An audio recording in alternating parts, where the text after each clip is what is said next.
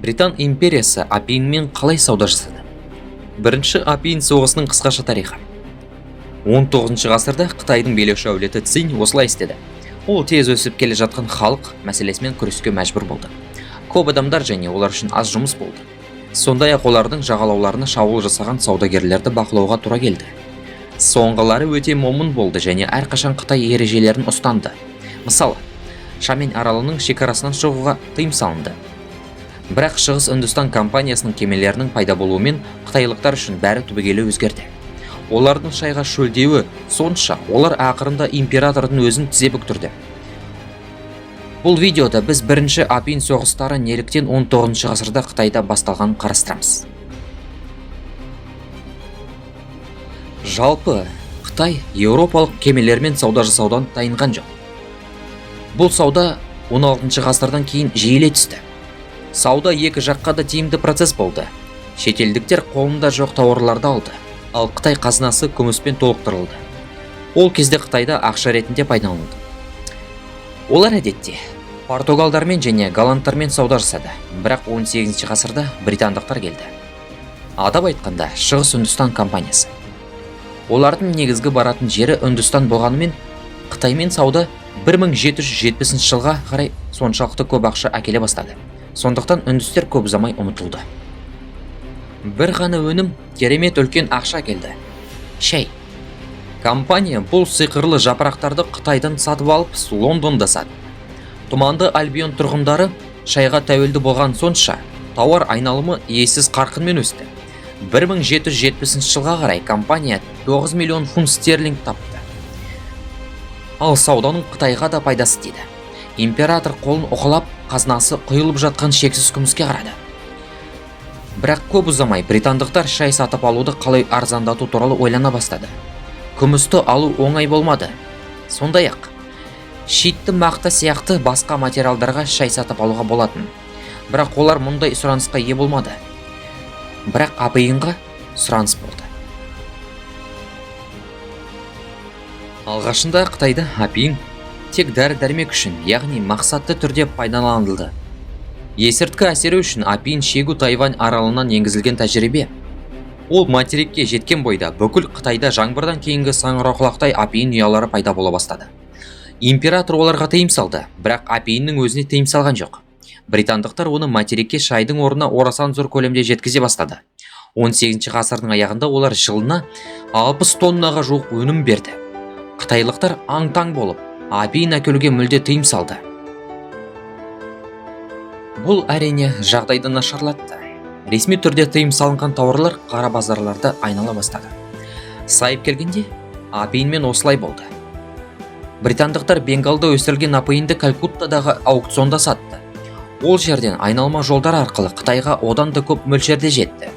Көлемі ұлғайған сайын баға да төмендеді. Төмен баға, жоғары сұраныс. 1836 жылға қарай жеткізілген жылына 600 тоннадан асты. Көп ұзамай бүкіл Қытай ағылшын апиынына отырды. Ойлап көріңізші, 19 ғасырдың басында Ост-Индия компаниясының жалпы импорттық айналымы шамамен 18 миллион долларды құрады.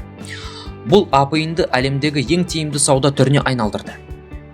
Қытайлықтар нашақорлықтан зардап шегіп жатқанда, британдықтар байып, өздерінің сүйікті шайларын елге көп мөлшерде әкелді.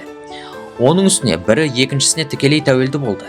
Апиыннан түскен қаражатты Ост-Индия компаниясы қамқорлыққа алған көптеген синдикаттар мен агенттіктер жылыстады. Бұл кірістердің миллиондаған адамдардың қасіретіне әкелгені компанияны қызықтырмаған сияқты. Ақшаның иісі жоқ. Мұндай жағдайда Қытай тез кедейленді.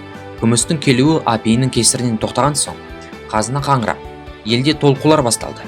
Мәселені шешудің екі жолы болды. Апиынды заңдастыру немесе апиын ұялары мен қара базардағы саудагерлермен соғысу. Ақырында Қытай шенеуніктері екінші нұсқаны таңдады. Ағашты түбінен кесу. Лин Цзюсей Гуанчжоуға барды. Алғашында Лин үшін бәрі жақсы болды. Ол үгіт насихат жүргізді. Апиын саудагерлерін ұстады. Темекі түтіктерін тәркіледі. Содан кейін шетелдік жеткізушілерді қабылдады. Ланселот Дент деген асыл есімді адам заңсыз жөнелтілімдерді басқарған. Лин қытайлық саудагерлерді өлтірем деп қорқытты. Соғыстың иісі шықты. Осы уақытқа дейін Британ империясы Гуанчжоуға жетіп үлгерді. Ал британдықтар жағалауға шабуыл жасап, Ланселотқа көмектесу үшін флотилияны тез жинай алды. Бірақ олардың барлық кемелері қоршауға алынды. Лин тек соғысты қаламады және эмбаргоның алдын алады деп үміттенді. Апиын тәркіленіп жойылды. Лин императорға жеңіс туралы хабарлады. Сонымен бірге Англия патшайымы Викторияға хат жазды. Онда ол белгілі бір шайтан адамдар ұлы мәртебелінің бағыныштылары жойқын уды шығарып, содан кейін Қытай халқын оны сатып алуға азғырып жатыр деп хабарлады. Лин патшайым өз қол астындағылардың жаман мінез құлқын білмейді деп сенді және оның хатынан кейін ол олардың қаншалықты дұрыс емес әрекет ететінін түсінеді деп ойлады. Тек Лин тілдік кедергіні ескермеді. Хатты Қытай тілінен ағылшын тіліне аудару керек болды. Хатта ағылшын аудармашысы иероглифін варвар деп аударған, бірақ оның қос мағынасы болған. Бұл иероглиф Қытайдан тыс жерде өмір сүрген шығыстағы барлық халықтарды білдіреді. Бұл орыстың шетелдік сияқты эмоционалды коннотациясыз сөз болды. Бірақ ресми аудармада ағылшын тілін варварлар деп кемсітеді және бұл соғыс отын тұтандырған ұшқын болды. Апиын барондары мен зауыт иелері Гуанчжоуға үлкен әскери флот әкелді. Британдықтар Шэйцзянды тез басып алып, өзен бойымен Қытай империясының жүрегі Пекинге жетті. Қытайлардың британдықтарға тең келетін әскери күші болған жоқ. Қытай британдықтармен салыстырылатын кемелер мен зеңбіректерді шығару үшін индустрияландыру деңгейінде емес еді. Лин британдықтардан қорғана алмағаны үшін қызметінен босатылды. Ал жаңа кеңесші басқыншылардың шарттары бойынша келіссөздер жүргізуге мәжбүр болды. Жағдайлар император үшін масқара болды. Британдықтар 21 миллион доллар көлемінде өтемақы төлеуді және пайызбен. Сауда үшін 5 портты ашуды және Гонконгты Ұлыбританияға беруді талап етті. Шартта апиын туралы айтылмады, бірақ ағылшындар оны заңсыз саудалауды жалғастырды. Бұл бірінші апиын соғысының нәтижесі болды.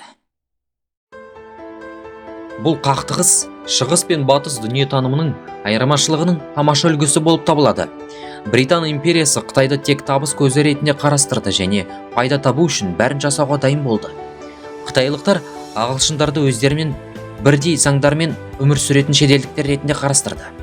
Олар апиын саудасын өз тарапынан моральдық қателік деп санады және британдықтардың естеріне түседі деп үміттенді. Екі жақ бір-бірінің мәдениетін түсінбеді. Бұл ақырында соғысқа әкелді.